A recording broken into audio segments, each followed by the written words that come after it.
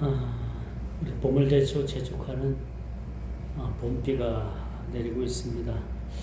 이번 주에는 아마 눈 예보도 있는 것 같아요. 이 겨울이 봄이 오는 것을 그냥 못 보내준다 해서 시샘 추위가 잠깐 이번 주간에 아마 있을 것 같습니다. 이럴 때일수록 여러분들 감기 조심하고 건강을 유의하는 게 참 우선이다라고 생각을 해봅니다.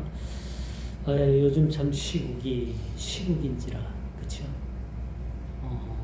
설교도 이 시국을 논하지 않을 수가 없어요. 지금 기독교는 상당한 둘로 나뉘어서 내용을 겪고 있습니다.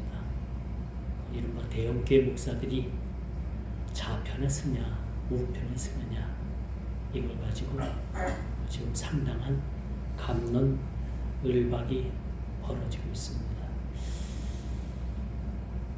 그래서 많은 사람들이 그런 이야기를 해요. 이번 시국을 통해서 이 대한민국에 그동안에 숨어있던 많은 부분들이 드러난다. 그런 이야기를 합니다. 그래서 어떤 이들은 이 비상계엄을 계몽이다 라고 이야기하는 분들도 있고요. 여하튼 이 시국을 통해서 이 대한민국에 그동안에 드러나지 않았던 그런 온갖 비리들이 다 그렇게 수면 위에 올라있는 모습을 보게 됩니다. 얼마 전에 국회에서 선관위원장이 국회의원 질의에 그런 대답을 했다고 해요. 선거관리위원회는 가족 기업이기 때문에 그 누구도 우리는 국가로부터 감사의 대상이 되지 않는다 라는 유명한 그런 말을 했다고 합니다. 소위 말해서 무소불위의 권력을 이야기하고 있는 겁니다. 감사원장이 선관위를 감사했다고 해서 감사원장이 탄핵이 됐죠. 얼마 전에 며칠 전에 돌아오긴 했습니다. 왜 선관위가 이렇게 비리에 그렇게 얼룩져 있을까요? 선관위 직원을 뽑을 때는 그 선관위 위원들에 해당되는 사람들 가족을 먼저 채용을 한다고 합니다. 자기 자식들, 또 자기 사촌, 자기 친족, 자기 사돈 전부 다 얽히고 설킨 그런 하나의 그런 기업이라. 그렇게 해서 이건 가족 기업이기 때문에 가족 기업이 이렇게 든든히 든실해지만이 비리도 없다. 그런 논리를 폈다고 합니다. 과연 이것이 맞는지, 우리네 실정에 이것이 참 이해가 가는 부분인지, 오늘날 취업을 준비하는 그런 20대들에게 있어서 이 말이 저들에게 어떻게 작용이 될런지, 그들은 어떻게 느낄런지 참 안타까운 마음이 그지없다라는 생각을 가지게 합니다. 여러분, 한 국가의 운명 우리가 한번 생각해 봤어요? 우리 개인의 운명. 여러분, 개인의 운명이 어떻게 펼쳐지리라고 생각을 합니까? 여러분, 개인의 운명, 나는 죽는다라는 생각해 봤어요? 하기 싫죠? 생각 안 해봤죠? 해봤어요? 나는 죽는다. 안 해봤어요? 죽어요. 여러분 다 죽습니다.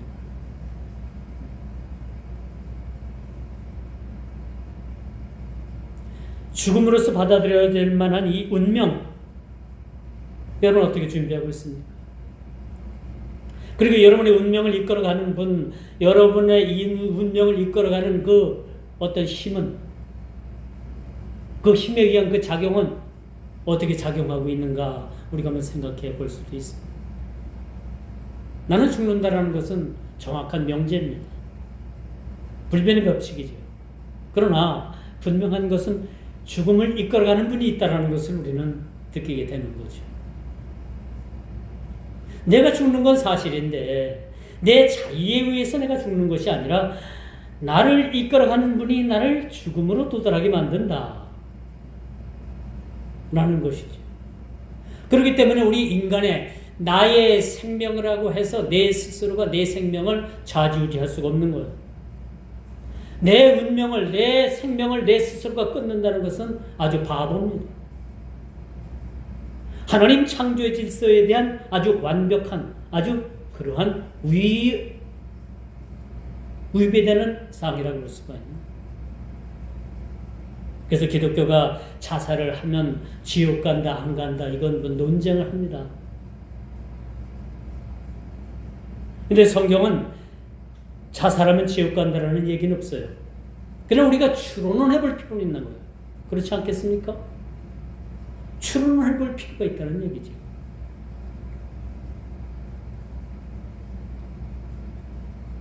마치 한 국가의 운명도요, 여러분, 한 지도자의 역량에 있기도 하지만 그 나라의 국민성을 우리가 봐야 되는 겁니다. 그 국민성이 과연 그 나라를 지탱할 만한 그런 국민성을 가지고 있는가? 그런 사고와 이념들을 가지고 있는가? 라는 것도 우리가 봐야 돼요. 우리 맹목적인 신앙이 뭡니까? 맹목적인 신앙. 맹신적 신앙이라고도 하죠. 무조건 믿습니다. 뭘 믿어? 어떤 사람들은 맹신주의에 무조건 믿습니다. 그래, 그러면 뭘 믿는 거예요? 무엇을 믿는가라는 것을 확실하게 여러분들이 깨닫고 그것을 붙잡는 사람들에게는 그건 맹신이라고 할 수가 없어요. 그건 확신이죠. 그러나 아무것도 없는 그런 무개념 상태에서 무조건 믿습니다라는 것은 상당히 위험한 겁니다. 내가 뭘 믿는가? 여러분 뭘 믿습니까? 여러분의 지식? 가지고 있는 재산? 여러분들이 그동안에 배우고 하는 것을 쌓아놓은 그런 스펙? 자격증? 뭐요? 세상을 살아갔던 이런 경험들? 아니죠. 뭘 믿겠습니까? 나는 부족하고 연약하지만 궁극적으로 나를 이끌어 가실 그런 주님을 내가 믿게 되는 거예요. 그분을 우리는 주님이라고 부르요. My Lord. 나의 주가 되는 거죠. 생명의 주가 되는 겁니다. 그분을 믿을 때 우리가 생명을 얻게 되는 거예요. 우리 육신적인 생명은 이 땅에서의 한시적인 생명을 가질 수밖에 없습니다. 시간이 지나고 우리가 나이가 먹고 연로해지면 자연적으로 우리의 생명은 육신적인 생명은 닿을 수밖에 없는 거예요. 모든 생물체에는 뭐가 있습니까? 유통기한이 있잖아요. 우리 마트에서 우리가 구입하는 그런 식품도 유통기한이 있어요. 그렇죠? 그 유통기한이 지나면 우리가 그것을 폐기할 수밖에 없습니다. 아까워도 할 수 없죠. 냉장고 속 냉동고에 깊이 들어갔다가 그것을 그냥 날짜 놓쳐가지고 그냥 버리는 경우도 많습니다. 마치 우리 인생도 마찬가지. 시와 때가 지나가게 되면 우리는 어떤 정점을 찍고 그 정점 이후에는 우리를 이끄시는 그런 이끌림을 통해서 우리가 새로운 삶을 시작하게 되는 거죠. 그것을 새 생명을 얻었다. 제2의 인생이다. 새로운 세상을 우리가 세상을 살아가게 되는 겁니다. 그러므로 여러분, 나라가 흥하고 망하는 것도 한 지도자의 역량도 있지만은 그 나라의 국민성을 우리가 봐야 돼요. 국민성. 그 국민이 어느 정도의 그런 수준을 가지고 있는가? 이것도 나라의 흥망성쇠를 좌지우지하는 아주 큰 것으로 작용할 수가 있다고 볼 수가 있는 거죠. 근데 요즘 보면요, 우리나라 지금 현 시국이 가만히 보면 뭐 나는 좌다, 나는 우다, 나는 좌파다, 우파다, 뭐 저 사람은 국자 빨갱이다, 이 사람은 뭐 구구다, 그렇게 해서 싸우는데 사실 그 싸움이 아닌 거예요. 그 싸움. 그런 싸움의 모습은 겉 표본적인 모습이고 진짜 싸움은 뭐냐? 이 나라가 사느냐 죽느냐에 따라 그런 싸움인 거지. 그런 싸움이 있는 거예요. 여러분, 한반도가 지리상으로 보게 되면요, 가장 공산국가와 그렇게 가까운 지역에 대치하고 있어요. 세계 그 어느 나라도 이렇게 공산국가와 이렇게 아주 직접적으로 맞대고 있는 나라가 없어요. 한반도, 대한민국밖에 없습니다. 그렇기 때문에 이렇게 이 가까운 접전에 있는 이 나라들은 치열한 체제 싸움을 할 수밖에 없는 거예요. 이 체제 대한민국, 이 자유민주주의 대한민국을, 이 체제를 지키느냐 못 지키느냐라는 것은 저와 여러분 손에 달려있다는 걸 여러분 명심해야 됩니다. 그래서 과거에는 여러분 기도원에 구국재단이라고 있었어. 기도원 산꼭대기 맨 꼭대기 올라가면 그 재단 하나 이렇게 만들어 놓고 책상 하나 갖다 놓고 성경 갖다 놓고 촛불 하나 갖다 놓고 뭐 전기가 있겠습니까? 그래 놓고 거기서 밤새 그 구국기도 하는 그런 팀들이 있었는데 지금은 나라 민족을 위해서 구국기도 하는 사람들이 있습니까? 많지 않죠. 요즘 시국이 많이 혼란스럽습니다. 예전에는 강화문에서 기도하는 사람들을 조금 우리 기독교 교회 내에서도 이상한 눈으로 봤어요. 그런데 요즘은 뭐예요? 그 사람들도 기도하는 이유가 있었구나. 기도하는 이유가 있었구나. 그렇죠? 하나님 앞에 그들이 모여서 기도할 때는 헛된 기도하겠어요? 잘못된 기도하겠어요? 그건 아닐 거 아닙니까? 나라가 망하라고 기도하겠습니까? 그래서 그들이 그 자리에 모였다고 생각을 합니까? 그건 아닐 거랍니다. 아닐 거라고 생각합니다. 그들도 하나님 앞에 기도할 수밖에 없는 그런 선한 목적을 가지고 하나님 앞에 기도한다면 그들도 여전히 하나님 나라를 위해서 이 땅의 그 시급한 그런 상황의 문제를 위해서 기도하는 것으로 우리가 봐줘야 된다라고도 우리가 생각할 수가 있는 거예요.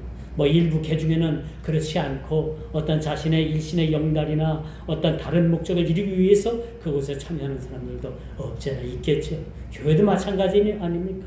교회를 나오는데 진짜 주님을 만나고 내가 예배를 통해서 교회를 통해서 하나님 나라와 그 나라를 실현하고 구현하는데 이 교회가 그들에게 있어서 수단이 된다면 얼마나 좋은 일입니까? 그런데 교회도 마찬가지로 여러분 자신의 사업이나 자신의 일신의 영달을 위해서 교회 나온다면 그것은 주님과는 아무런 그런 관계가 없는 사실이라는 것도 우리는 깨달아 알아야 되는 거죠. 그래서 여러분 이런 체제 전쟁 너머에 우리 그리스도인들은 또 하나의 그런 문제를 바라봐야 됩니다. 좌우 이념의 대립이 아니고 여러분 우리 자유민주주의를 지키느냐 못 지키느냐 그런 문제 너머에 우리는 어떠한 모습을 우리가 보게 되느냐 그 너머엔 또 하나의 문제가 있는데 또 하나의 세상이 펼쳐지고 있는데 선과 악의 싸움입니다. 선과 악한 영들의 싸움이 지금 벌어지고 있다는 사실 여러분 알고 계십니까? 우리가 살아가면서 제가 지난주에도 말씀을 드렸습니다만 이런 끊임없는 선과 악의 싸움이 지금도 지속되고 있다는 사실 여러분 우리가 기억을 해야 합니다. 요즘 입법부가 법부에 군림을 하지요. 입법부가 지금 시스템이 완전히 다 망가졌습니다. 그렇잖아요. 맘만 먹으면 그런 자신들의 유익한 그런 법을 얼마든지 제정해서 만들 수 있습니다.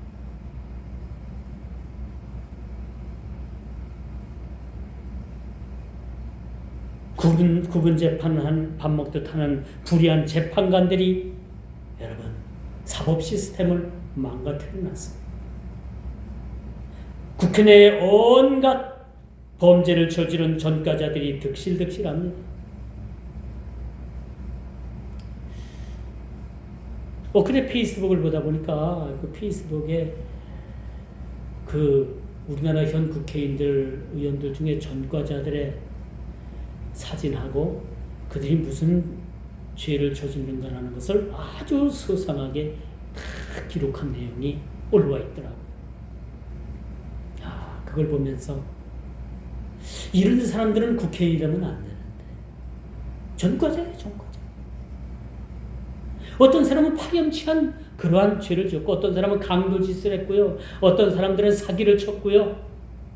별별별 그런 제목들이 다 있어요. 그런 사람들이 지금 국회의원을 하고 있습니다.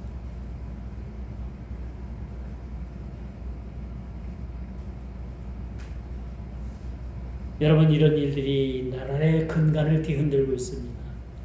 이런 자들이 법을 만들겠다고 지금 서치고 있습니다. 나라가 지금 이 꼴입니다. 자, 세상은 이렇습니다.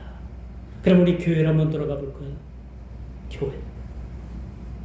거두절미하고 우리가 교회만 가지고 한번 이야기해 보십시다. 여러분, 교회의 존립. 이 지구상에서 여러분, 자유민주주의 체제에서는 교회가 지금 아직도 존재합니다. 유럽이 기독교가 그렇게 타락을 하고 세락의 길을 걷고 있다고 하더라도 여전히 유럽에는 교회가 있어요. 그런데 여러분, 북한에 교회가 있습니까? 없습니다. 중국에 교회가 있습니까? 교회가 없습니다. 우리가 수년 전에 그렇게 선교사로 그렇게 돕던 그 목사님도 결국은 중국에서 왜 나왔겠어요? 선교사들 다 쫓아냈습니다. 그래서 교회의 십자가를 전부 다 끌어내리고 불태웁니다. 이게 중국의 그런 현실이에요. 공산주의는 교회를 인정하지 않습니다. 우리는 분명한 사실. 북한에도 중국에도 그 어떤 종교를 인정하지 않습니다. 인정하지 않습니다.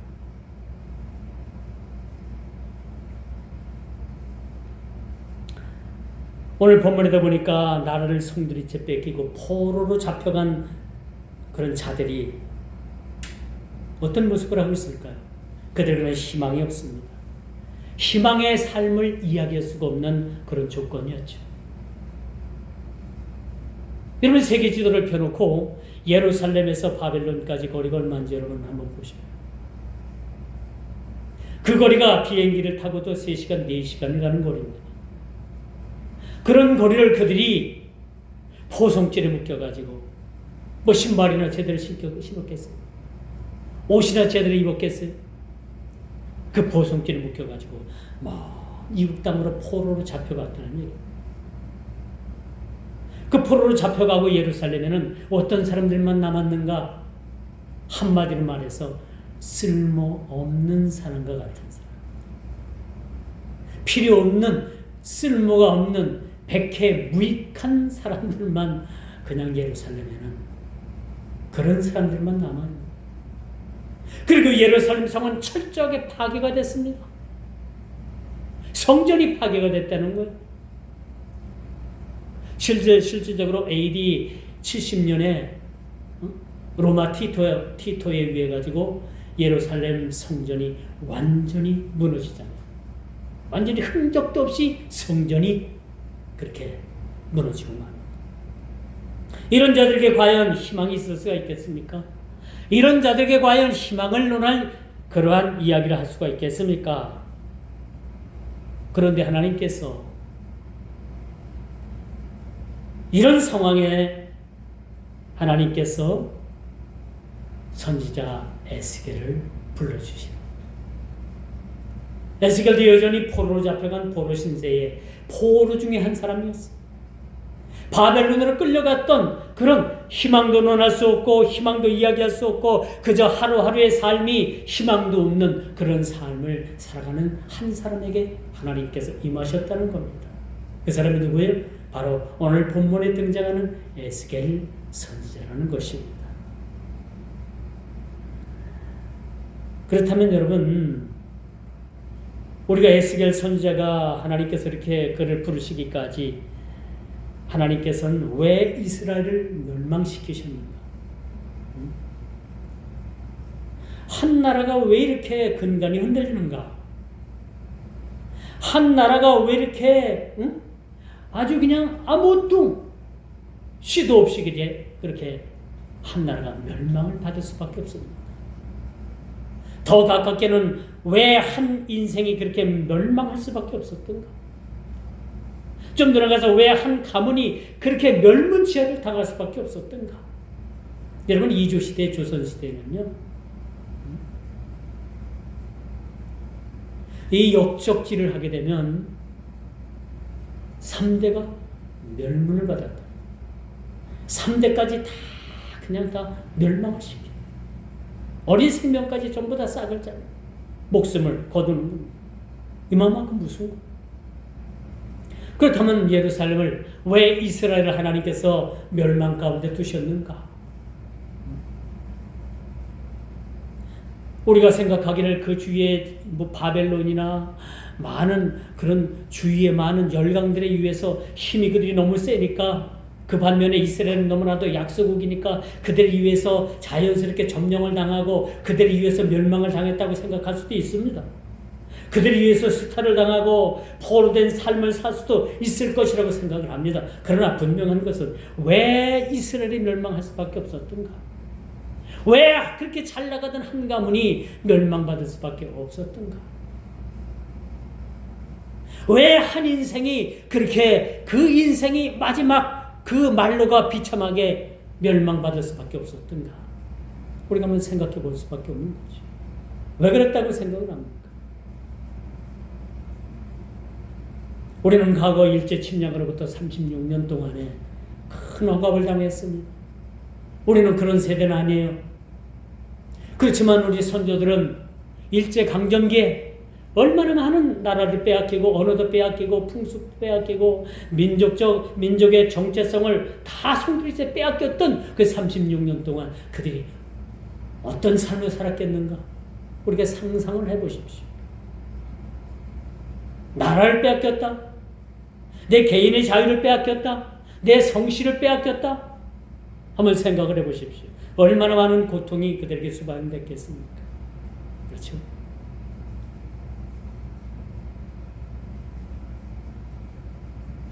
여러분, 나라를 잃어버린 소름은 일찍이 우리 선조들의 쓰라린 경험이 됐던 겁니다. 이스라엘도 마찬가지입니다. 그들이 멸망을 받을 수밖에 없었던 그 이유, 나라를 잃고 그들이 모였던 성전은 다 완전히 파괴가 됐고, 이 여러분 성전이 파괴됐다는 것은 이스라엘의 정체성이 완전히 파괴됐다는 겁니다. 정체성이 완전히 파괴된 겁니다. 그렇다면 여러분, 이스라엘의 멸망이 어디서 왔으며, 그 멸망의 원인이 어디서 왔으며, 그 원인이 무엇인지를 우리는 적어도 알 필요성을 느껴야 된다고 봅니다. 여러분, 이념과 사상이 무서워요. 부모를 갈라놨어요. 그렇죠. 부모를. 그리고 부모는 자식을 감시합니다. 자식은 부모를 감시해요. 무서운 겁니다. 무서운 거. 이런 이념이 부모 자식 간을 갈라놓습니다. 인륜을 갈라놓는 거예요. 얼마나 무섭습니까? 그래서 여러분, 머리에 잘못된 사상이 들어가면 그거 못 고쳐요. 약간에서 못 고쳐요. 마약 한번 손대기 시작하면 여러분 그거 못 끊습니다. 술 한두 번 여러 번 하다 보면 이거 중독되면 이거 못 끊어요. 못 끊습니다.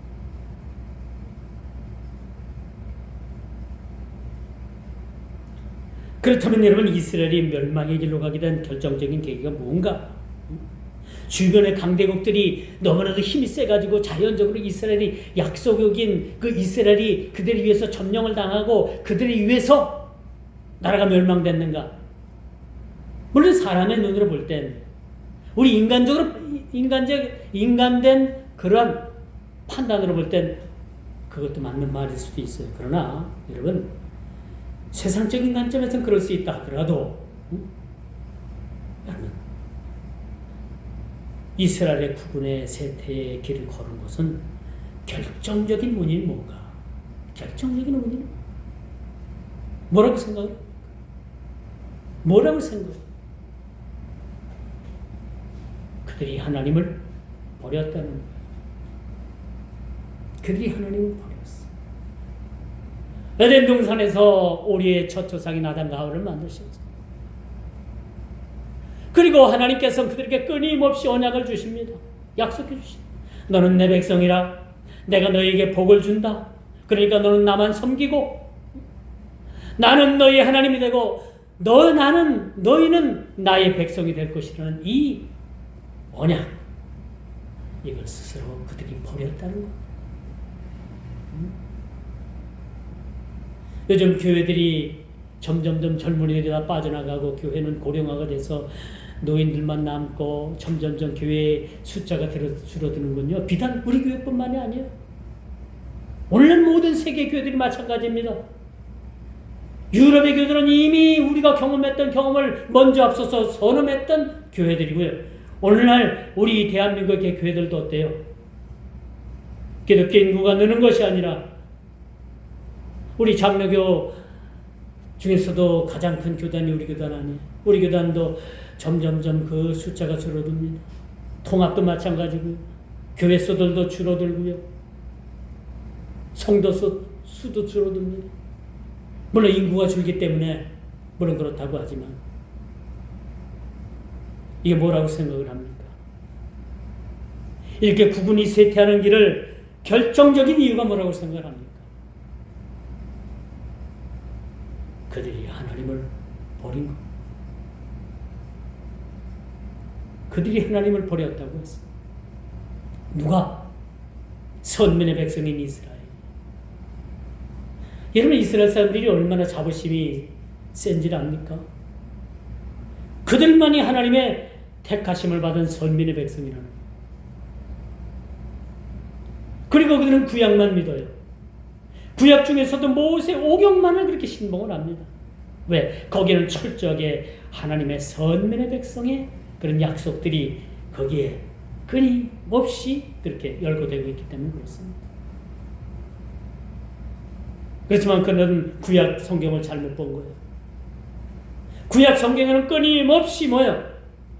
이 하나님의 선민의 백성뿐만 아니라 이 하나님의 뜻은 선민의 백성을 넘어서 이방 사람들에게도 이 하나님의 복음이 들어가서 그들도 많은 숫자들이 구원을 받을 것이라는 그런 사상을 그들이 놓치고 있다는 것이죠. 일찍이 하나님께서는 아브라함을 통해서 너는 하늘의 물결을 봐라. 하늘의 층층이 떠있는 별들을 봐라. 너희의 자손들이 이와 같을 것이다. 바다의 모래알을 봐라. 이 바다의 모래알에 수많은 모래알과 같이 너의 자손이 일어날 것이다. 이 말씀이 이스라엘을 두고만 국한된 말씀이 아닌 거예요. 이 말씀이 오늘날 전 세계에 흑인이든 황인종이든 백인종이든 어떤 인종을 떠나서 모두에게 임하시는 하나님 나라가 임하게 되고 거기서 택하신 하나님의 백성들이 수많은 사람들이 하나님의 선택된 민족들로 그들이 드러나게 될 것이라는 것을 그렇게 말해주고 있음을 보게 됩니다. 그러므로 여러분 결정적인 이유가 뭐라고 말씀드렸어요? 그들이 하나님을 버린 겁니다. 여러분 놀라지 마세요. 이 마지막 말세가 되면 수많은 사람들이 예수님을 배도합니다. 예수님을 모른다는 거예요. 왜? 자기 생명을 지키기 위해서, 내가 먹고 살기 위해서, 내 직장 붙들기 위해서. 마지막 때가 되면 수많은 사람들이 나는 예수님 모른다라고 그렇게 배도할 일들이 생긴다는 거예요. 이쯤 되면 어느쯤 된 거예요? 마지막 때가 가까워진 거예요. 하나님을 섬긴다고 하면서 여전히 자신의 우상을 섬기기에 바쁜 이 시대. 여러분 하나님을 섬기는 모습들은 많이 있어요. 그러나 그 중에서도 진짜 하나님을 섬기는 일들이 얼마나 있을까? 진짜 그 중에서도 진짜 신자가 얼마나 될까? 우리 주님께서 마지막 때 키질을 한다고 하죠. 키질을 하면 알곡은 자꾸 안으로 들어오고 쭉쭉이는 바깥으로 자꾸 나가요. 그렇죠? 키질을 하게 돼. 알곡을 구분하실 겁니다. 그들이 하나님을 버렸다는 것은 하나님과의 관계 언약을 버린 겁니다. 자신들의 힘으로 살아보겠다고 선언한 겁니다. 참 여러분 이런 일들이 이제 앞으로 종종 일어날 것인데 이제 내가 과거에는 너무너무 힘들었어. 그래서 내가 새벽기도도 나가고 수요기도도 나가고 매일 교회 나가서 기도도 하고 그렇게 부르짖고 기도했는데 그런데 이제 하나님께서 나에게 살만도 하게 하시고 물질도 주시고 자녀들도 잘 되고 이제 세상에 이제 여러분 참 어려운 것 없이 이제 이쯤 되면 살만하다. 그런 생각 들죠? 이쯤 되면 이제 하나님 없이도 내가 뭐 교회도 적당히 선을 긋고 이제 살만하다. 이제 내 힘대로 한번 살아볼 수 있겠다 라는 생각이 딱 들 때 신앙의 변질이 옵니다. 이스라엘 백성들이 이런 상황까지 놓였어도 그들은 부국강병을 이뤘습니다. 그 무역을 통해서 많은 물질도 축적했어요. 나라가 태평성대를 이룹니다. 그러니까 많은 사람들이 어떤 생각을 했느냐? 이쯤 되면 우리도 뭘 그렇게 기도할 게 뭐가 있어? 이쯤 되면은 이제 내 힘으로 한번 살아볼 수 있겠어. 이제 도대체 큰일 났겠다. 통장 잔고도 뭐 내가 나 살 동안에 이제 뭐 하루에 얼마를 써도 얼마가 남고 얼마 남은 거 자식들한테 그걸 물려주고 그런 계산까지 다 끝냈단 말이요. 그러니까 뭐야? 이제는 뭐 그쵸? 이제는 뭐 내가 굳이 뭘 그렇게 교회 나가가지고 힘들게 신앙생활 할 수 있겠어? 적당히 타협하고 적당하게 예수 믿는 척하고 그렇게 살아가야 되겠다라는 생각을 가질 수도 있겠다는 거예요. 이게 바로 이스라엘 백성들이 타락하는 계기의 주 원인이 됐다라는 거예요. 사랑하는 성도 여러분, 단도직입적으로 한번 물어볼게요. 이쯤 되면 여러분 하나님 없이도 살아볼 수 있겠습니까? 그런 상황이에요?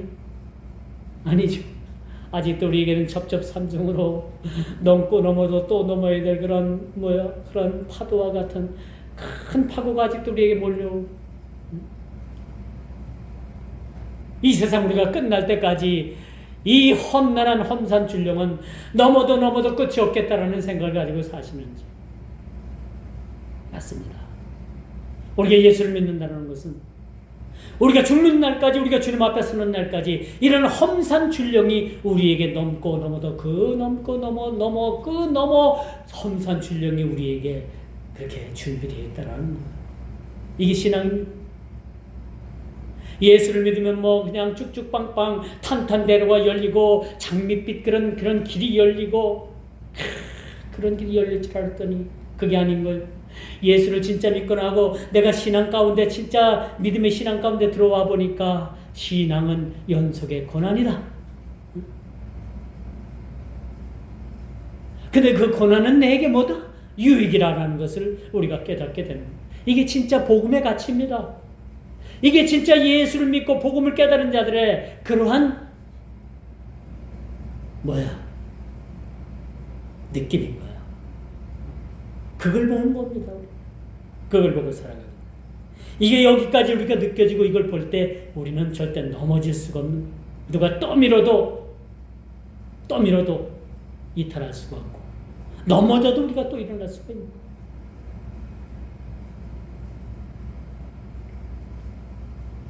이렇게 하나님 없이도 살아보겠다고 하고 하나님의 언약을 하나하나 모두를 파괴한, 자신들의 힘으로 살아보겠다고 한 선언한 그 이스라엘 백성들에게 하나님의 징계가 그렇게 내려지게 된 겁니다.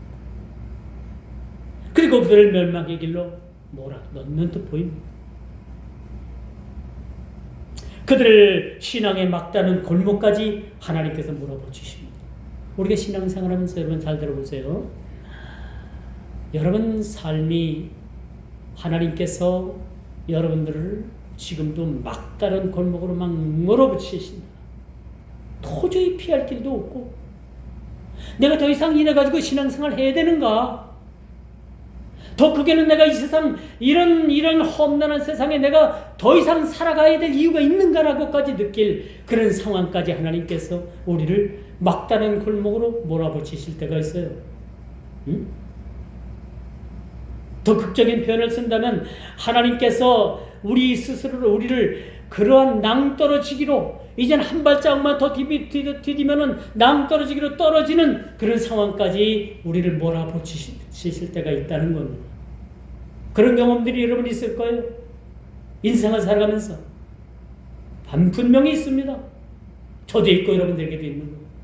여기까지 이런 상황까지 몰아붙이실 때는 반드시 하나님께서 그 몰아붙이신 그런 상황을 연출하시는 뜻이 있다는 거예요. 이유가 있다는 겁니다. 하나님께서 나를 막장까지 몰아붙이시는 이유가 있는 거예요. 거기서 우리가 깨닫게 되게 되는 거예요. 거기서 깨닫고 돌아설 때 우리는 다시 한번 희망을 보게 되는 거죠.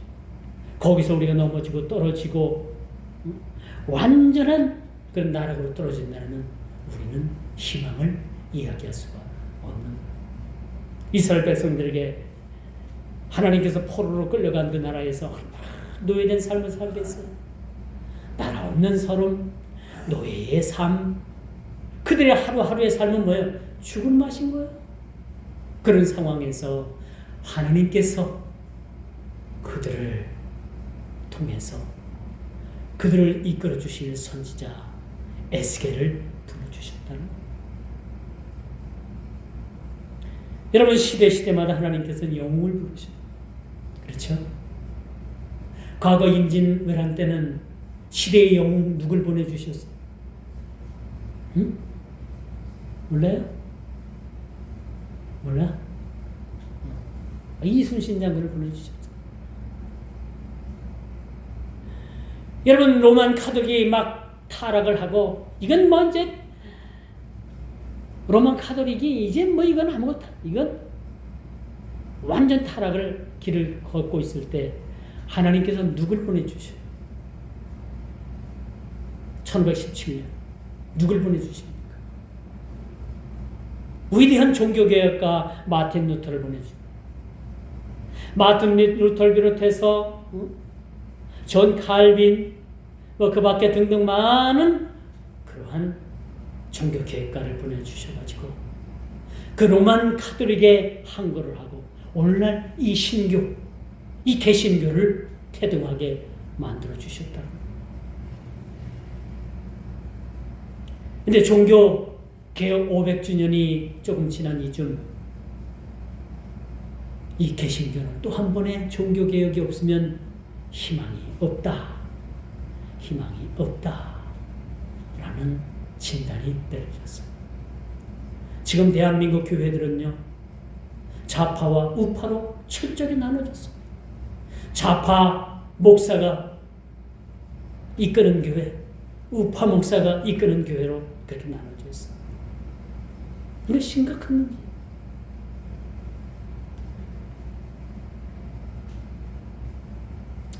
그러면 오늘 선지자가 본 환상이 뭡니까? 장래일을 우리가 보게 됩니다.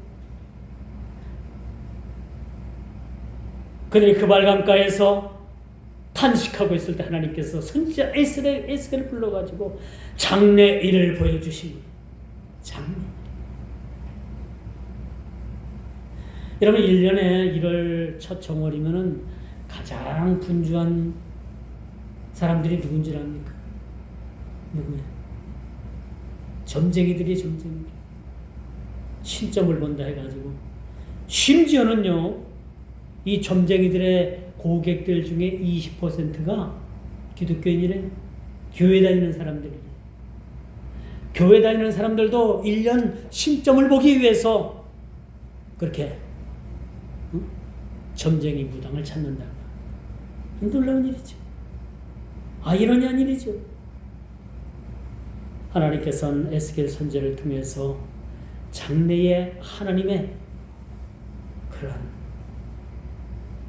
일들을 계획하고 하시는 일들을 선지자를 통해서 보여주시는 거예요. 그건 뭡니까?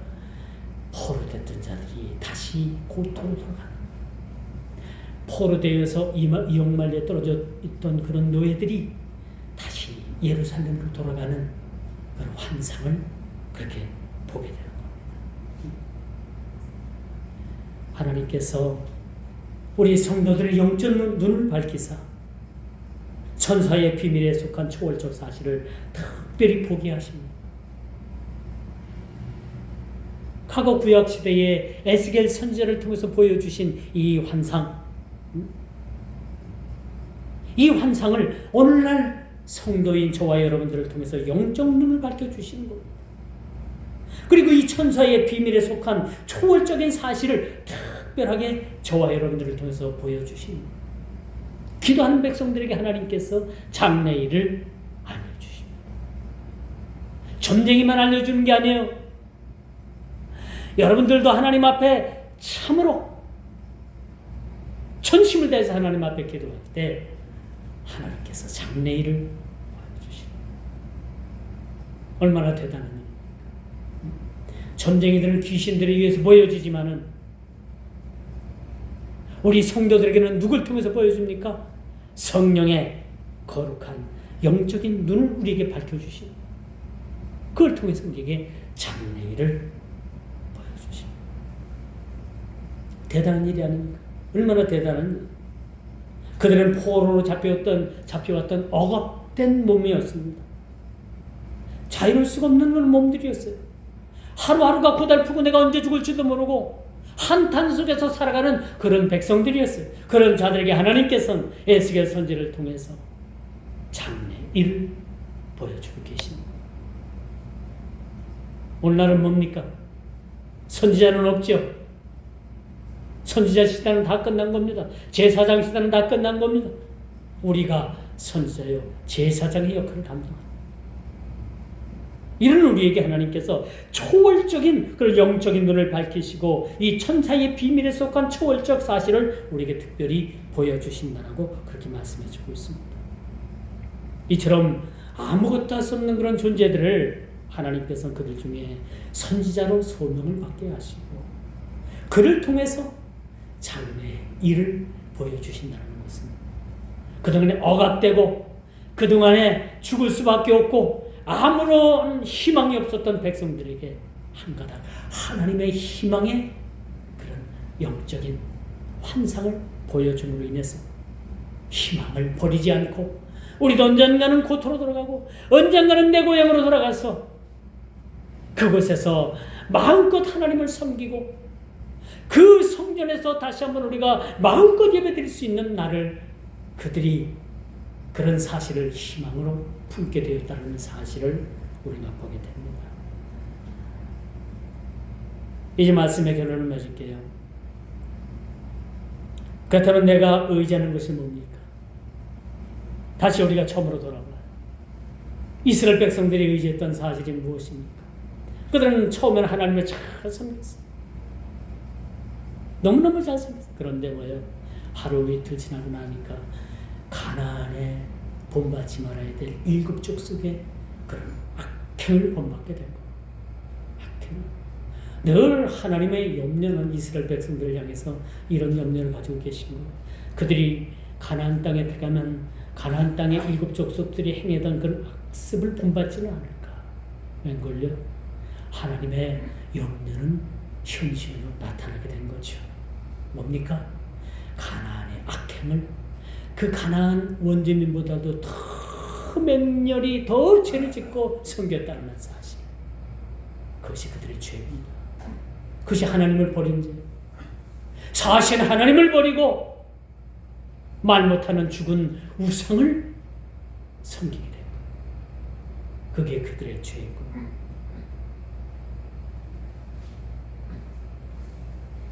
역대하 36장 16절을 보면서 말씀을 마칠게요.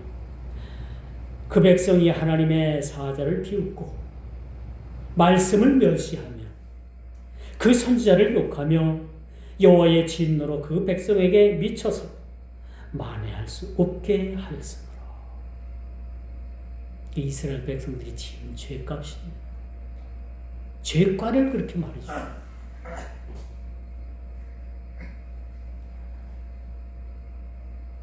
이런 삶에서 우리가 참으로 경계하는 마음을 가지고 살아요. 그렇죠? 그러므로 우리는 늘 그런 고백이 필요해요. 나의 나된 것은 오로지 주님의 은혜로다.